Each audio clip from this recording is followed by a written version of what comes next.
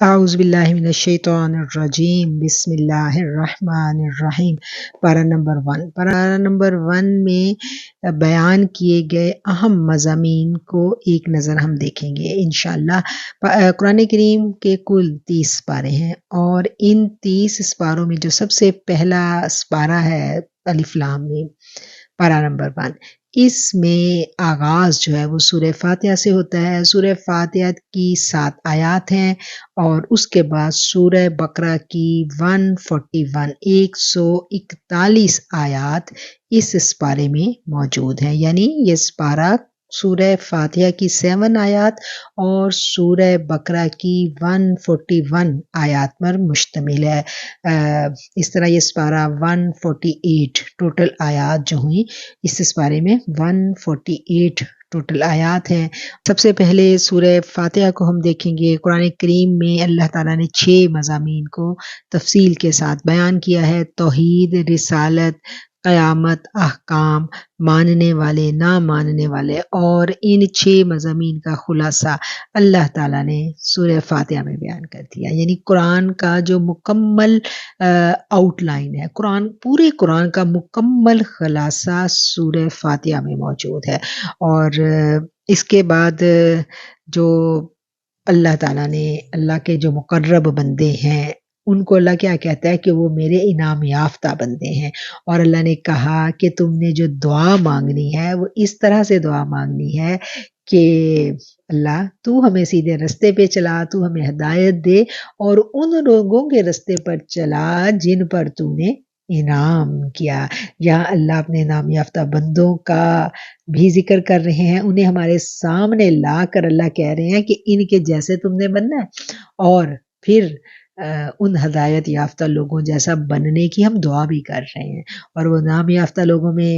پیغمبران ہمارے سامنے، ان کی زندگیاں موجود ہیں، سب سے بڑھ کر ہمارے اپنے آقا علیہ الصلوۃ والسلام کی حیات مبارکہ موجود ہے، پاک بیبیوں کی زندگیاں موجود ہیں۔ اور سورہ فاتحہ جہاں ابتدا میں ہمیں اقرار کرواتی ہے توحید کا، رسالت کا، اور ساتھ ہی اللہ کا تعارف ہوتا ہے سورہ فاتحہ کی ابتدا میں، ان کے تمام تعریفیں اسی رب کے لیے ہیں، اس کے بعد ساتھ ہی پھر شروع ہو جاتے ہیں کہ ہمیں کیسا بننا ہے، ہم نے رب کی ہم سے ڈیمانڈ کیا ہے، اور اس ڈیمانڈ پر پورا اترنے کے لیے ہمیں رب سے کیا مانگنا ہے، وہ رب نے ہمیں یہاں سکھا دیا۔ اور پھر اللہ نے کہا کہ یہ بھی دعا مانگو کہ کہیں تم ان لوگوں میں شامل نہ ہو جاؤ کہ جن پر اللہ کا غضب ہوا تھا۔ اور ان لوگوں سے بچنے کے لیے ہمیں اللہ نے دعا مانگنی سکھائی، اور یہ سورت بڑی اہم سورت ہے، پورے قرآن کی، پورے دین اسلام کی تعلیمات کا خلاصہ اس میں ہے۔ اور اس سورت کو، اس 7 آیات کی سورت کو اللہ نے بار بار پڑھنا ہم پر لازم کر دیا گیا۔ کوئی نماز ہوتی نہیں ہے مکمل جب تک کہ اس میں سورہ فاتحہ کو پڑھ نہ لیا جائے۔ اور سورہ فاتحہ سے آغاز ہے، جو دعا مانگی تھی اب اس دعا کی قبولیت ہو جاتی ہے، اور اللہ ہدایت کے لیے قرآن ہمارے ہاتھوں میں اللہ نے تھما دیا کہ لو پکڑو اس کتاب کو، پڑھو، اور پھر اپنی زندگی کا لاہ عمل تیار کرو۔ تو اس سورت بقرہ میں ہم دیکھتے ہیں کہ جو مدینہ منورہ میں نازل ہوئی ہے، اور اس صورت میں جو مضامین جو بیان کیے گئے ہیں وہ مضامین دین اسلام میں ایک مسلمان کی تربیت کے لیے بڑے اہم مضامین ہیں۔ اور اس صورت میں ہم دیکھیں گے کہ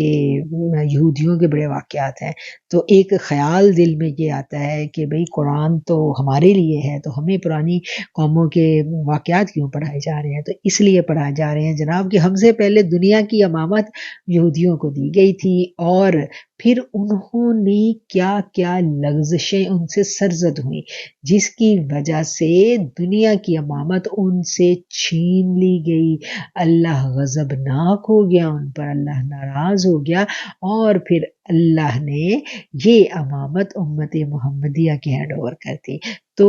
ان سے جو کوتاہیاں ہوئی ہیں وہ کہیں ہم سے نہ ہو جائیں، اس لیے ہمیں خبردار کیا جا رہا ہے۔ وہ سارے واقعات ڈیٹیل کے ساتھ سورہ بقرہ میں ہم پڑھتے ہیں۔ تو ہم دیکھتے ہیں کہ سورہ بقرہ کا جو آغاز ہے وہ اس کے آغاز میں اللہ نے کہہ دیا کہ جس کتاب کو تم پڑھنے جا رہے ہو، پہلی بات کیا ہے کہ اس کتاب میں کوئی شک نہیں کرنا۔ الف لام میم ذالک الکتاب لا ریب فیہ، کوئی شک نہیں۔ پھر یہ کتاب جو ہے یہ متقین کے لیے ہدایت ہے، اور اب اس کتاب سے اگر ہم ہدایت پانا چاہتے ہیں تو ہمیں تقوی اختیار کرنا ہے۔ اب تقوی کے اتنے وسیع معنی ہیں، مفہوم بڑا وسیع ہے، اور تقوی کو ہم سمجھ اس وقت سکتے ہیں جب ہم قرآن کریم کو پڑھتے جائیں گے، تو ہمیں سمجھ آتی جائے گی، وضاحت ہوتی جائے گی کہ اہل تقوی کون سے ہیں۔ اگر اس کا ایک جنرل معنی بھی ہم لیں تو وہ کیا ہے؟ جو ڈر رکھنے والے ہیں رب کا، اور رب کا ڈر رکھے بنا، اللہ سے ڈرے بنا تقوی اختیار نہیں کیا جا سکتا۔ تو قرآن کو پکڑنا ہے، سب سے پہلے کیا کرنا ہے کہ اللہ پر بھروسہ، یقین، ڈر، خوف کہ یہ رب کی سچی کتاب ہے، اس میں کوئی شک نہیں کرنا، اور اللہ سے ڈرتے ہوئے اس کتاب کا جب ہم مطالعہ کریں گے تو کوئی وجہ نہیں ہے کہ یہ کتاب ہمیں ہدایت نہ دے۔ پھر اس کے بعد اہل ایمان کی خوبیاں بیان کی گئی ہیں کہ ایمان والے کون سے لوگ ہیں، اس کے بعد منافقین کے اوصاف آ جاتے ہیں۔ پہلے ایمان والوں کے اوصاف ہیں، ان کی خوبیاں ہیں، پھر منافقین میں کون کون سی باتیں موجود ہوتی ہیں وہ بھی ہمیں بتا دیا گیا، اور پھر بتایا گیا کہ یہ منافق سب سے خطرناک ہوتا ہے، کیونکہ وہ اس گمان میں ہوتا ہے کہ اس نے دین اسلام کا لبادہ اوڑھ لیا، اب اس کو کوئی نہیں پہچان سکتا، اور وہ بڑے مزے میں ہوتا ہے کیونکہ نفس کی حکمرانی ہوتی ہے اس پہ، اور اندر سے وہ بالکل اپنے نفس کے اور شیطان کے ساتھ موج میں ہوتا ہے، اور بظاہر لوگوں کو دھوکہ دے رہا ہوتا ہے، مسلمانوں کو دھوکہ دیتا ہے، اور مسلمان اس کو اپنا سمجھتے ہوئے اپنی محفلوں میں اس کو شریک کرتے ہیں، اپنے مشورے اس کو اہم امور میں اس کے ساتھ مشورے کیے جاتے ہیں، اور پھر وہ ان کی محفلوں سے جب واپس نفاق والوں میں اٹھ کے آتے ہیں تو پھر ان کا مذاق اڑاتے ہیں۔ تو یہ اس دور میں بھی ہوتا تھا، یہ آج بھی ہوتا ہے، یہ ہمیشہ سب کچھ بھی نہیں بدلا، جو برائیاں بنی نوع انسان میں اس وقت تھی وہ آج بھی ہیں، آج بھی ہمارے اندر منافقین موجود ہوتے ہیں، ٹھیک ہے۔ اور منافقین کی مثال کیا دی گئی؟ منافقین کے اوصاف کو مثالوں کے ذریعے بھی بیان کیا گیا کہ یہ جب ایمان والوں کے ساتھ ہوتے ہیں تو پھر یہ ان سے کہتے ہیں کہ ہم بھی ایمان لے کے آئے ہیں، اور پھر جب اپنوں میں جاتے ہیں یہ اپنے دوستوں میں تو پھر ایمان والوں کا مذاق اڑاتے ہیں۔ تو کیا کہ جب وہاں پر تھے تو تھوڑی دیر روشنی میں تھے، ان کو سب نظر آ رہا تھا، اور پھر جب وہاں سے اٹھ کے آ گئے تو پھر اندھیروں میں چلے گئے، اور پھر اللہ کہتا ہے کہ یخادعون اللہ، وہ اللہ کو دھوکہ دیتے ہیں، حالانکہ در حقیقت وہ اپنے آپ کو ہی دھوکہ دے رہے ہوتے ہیں، اللہ کو کوئی دھوکہ نہیں دے سکتا، یہ ممکن ہی نہیں ہے کہ کوئی اللہ کو دھوکہ دے دے۔ اللہ نے کہہ دیا کہ وہ اپنے آپ کو ہی دھوکہ دیتے ہیں۔ اس کے بعد پھر حضرت آدم علیہ السلام کی جو خلافت اللہ تعالیٰ نے ان کو بخشی تھی اس کا ذکر آ گیا کہ اللہ نے حضرت آدم علیہ السلام کو جب پیدا کیا تو اللہ نے فرشتوں میں اعلان کر دیا تھا کہ میں اس کو زمین پر اپنا خلیفہ بنانے والا ہوں، وہ واقعہ آ جاتا ہے۔ پھر بنی اسرائیل کا کے اوپر جو اللہ تعالیٰ نے انعامات کیے تھے ان کا ذکر آ گیا، اللہ نے کہا یاد کرو جو میں نے تم پر انعامات کیے تھے، یا بنی اسرائیل اذکروا نعمتی التی انعمت علیکم، جو میں نے تم پر انعامات کیے تھے ان انعامات کو یاد کرو، اور پھر میں نے جو تم سے وعدہ کیا اور جو تم نے مجھ سے وعدہ کیا تھا، وہ ساری کی ساری باتیں اللہ ان کو یاد کرواتا ہے۔ منسلوا کا ذکر آ جاتا ہے، اور پھر اللہ کے انعامات جو ان پر ہوئے اس کی انہوں نے کیا کی؟ ناشکری کی، اور ناشکری اللہ کو بڑی ناپسند ہے۔ اور وہ کیا کچھ کرتے تھے، انہوں نے کیا کچھ کیا، اللہ کی نافرمانی کے جو کام کیے ان کا ذکر آ گیا۔ بچڑا بنا لیا ایک، حضرت موسیٰ علیہ السلام جو تھے وہ پہلے تو اللہ نے ان پہ اتنا کرم کیا، ان کو فرعون سے نجات دی، ان کے لیے منسلوا اتارا گیا، اور پیغمبر سے وہ طرح طرح کی فرمائشیں کرتے تھے، ٹھیک ہے۔ اللہ تعالیٰ نے ان کے لیے بادلوں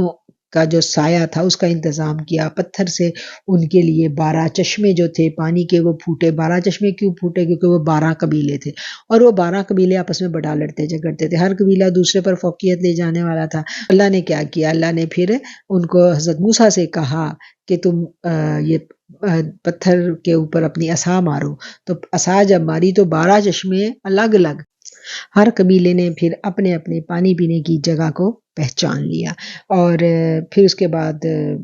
انہوں نے کیا کیا کہ جب ان کے پیغمبر جو تھے وہ کوہ طور پر گئے ہیں عبادت کے لیے، تو پیچھے سے انہوں نے اپنے علاقے کی، اپنے قبیلے کی سونے کی جو تھی ساری چیزیں وہ اکٹھی کی، اور وہاں ایک جادوگر تھا، اس نے ایک بچڑا بنا لیا، اور وہ جادو کے زور سے بنایا ہوا بچڑا تھا، اس میں اندر سے آوازیں نکلتی تھی، اور پھر اس بچڑے کی انہوں نے پوجا شروع کر دی۔ ان کے اندر جو برائیاں اس بارے میں بیان کی گئی ہیں، ان میں ناحق پیغمبروں کو قتل کرتے تھے، وعدوں کو توڑ دیتے تھے، تو یہ بڑی بری برائیاں تھیں۔ دنیاوی مال و اسباب کی بے حد محبت ان کے اندر پیدا ہو چکی تھی، اللہ کے مقرب فرشتوں سے بھی دشمنی رکھتے تھے، اور برے اعمال کے باوجود وہ دعویٰ کرتے تھے کہ جنت کے حقدار صرف ہم ہی ہیں، اور ان برائیوں کی وجہ سے پھر اللہ تعالیٰ نے کیا کیا کہ ان کو بغض میں اور حسد میں مبتلا کر دیا، اور بغض اور حسد میں مبتلا کیا برائیوں کی وجہ سے۔ اب یہ بڑے قابل غور بات ہے کہ اگر کسی کے دل میں ہر وقت بغض اور حسد کا غلبہ رہتا ہے تو یہ بھی اللہ کی ناراضگی کی نشانی ہے۔ ہمیں کثرت سے توبہ استغفار کرنی چاہیے اور اپنی اصلاح کے لیے کوشاں ہو جانا چاہیے۔ پھر اس کے بعد آ جاتا ہے جی گائے کا واقعہ۔ بنی اسرائیل کا ایک شخص جو تھا قتل ہو گیا تھا، اور اس کے قاتل کا پتہ نہیں چل رہا تھا، جس پر اللہ تعالیٰ نے ان کو گائے ذبح کرنے کا حکم دیا۔ یہ واقعہ بھی ڈیٹیل کے ساتھ اس میں آ جاتا ہے، گائے کو ذبح کرنے میں کیا حکمت تھی، گائے ذبح کرنے کی کیا حکمت تھی۔ اس کی حکمتیں دو مفسرین نے بیان کی ہیں، ایک تو یہ کہ ان کے دلوں میں بچڑے کی جو عقیدت اور محبت پیدا ہو رہی تھی، انہوں نے بچڑا جو بنایا تھا پوجا کے لیے، اور دوسرا یہ تھا کہ ان کا ایک گروہ جو تھا وہ عقیدہ آخرت سے منکر ہو رہا تھا، یعنی حیات بعد الموت کے اوپر ان کو جو تھا وہ شک و شبہات ان میں پیدا ہو رہے تھے، تو وہ اللہ نے ان کو ایک پریکٹیکل کر کے دکھا دیا۔ پھر ہاروت اور ماروت کا قصہ آ گیا، جادو کے بارے میں، جو جادو اتارا گیا تو اس کے بارے میں آیات آ جاتی ہیں، اور نبی کریم صلی اللہ علیہ وسلم کی بے ادبی جو ہے نا وہ اللہ کو بڑی ناپسند ہے۔ اللہ کو یہ کہیں بھی، یعنی ہم قرآن کا مطالعہ کرتے ہیں تو اللہ تعالیٰ ہر جگہ مسلمانوں کو ادب کی تلقین کرتے دکھائی دیتے ہیں، مسلمان کی تربیت ہی یہ کی گئی۔ ابتدا سے ہم دیکھ لیں کہ جب سے دین مبعوث ہوا، صحابہ جو تھے وہ آقا علیہ الصلوۃ والسلام کا بڑا ادب احترام کیا کرتے تھے، الفاظ ان کے سامنے بڑے محتاط انداز کے ساتھ ان کو پکارا کرتے تھے، جب پکارتے تھے تو کہتے تھے میرے ماں باپ آپ پر قربان یا رسول اللہ، تو ان کا یہ انداز ہوتا تھا۔ اور یہودی جو تھے یہ جب آپ کی محفل میں آتے تو ان کے دلوں میں چونکہ ٹیڑھ تھا، تو یہ کیا کرتے تھے کہ یہ رائنا کہہ کے پکارتے۔ رائنا جو ہے یہ عبرانی زبان کا لفظ ہے جس کا معنی ہے ہماری رعایت کیجیے، لیکن عربی میں رائنا کا مطلب ہوتا ہے کہ اے ہمارے چرواہے، نعوذ باللہ۔ تو یہود جو ہے یہ محض حسد کی بنیاد پر یہ لفظ کھینچ کر اپنی زبان سے ادا کیے جاتے تھے۔ مقصد کیا ہوتا تھا؟ مقصد بے ادبی تھا، جس پر پھر اللہ تعالیٰ نے ان کو منع کیا، اور انظرنا کہ یہ لفظ تم نے کہنا ہی نہیں ہے، کہ جس لفظ میں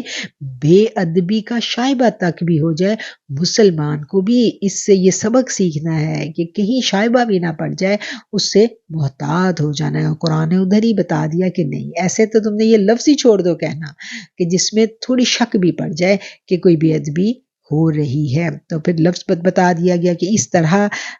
یہ لفظ آپ کے انظرنا یعنی ہم پر شفقت فرمائیے، ہم پر نظر کرم کیجیے۔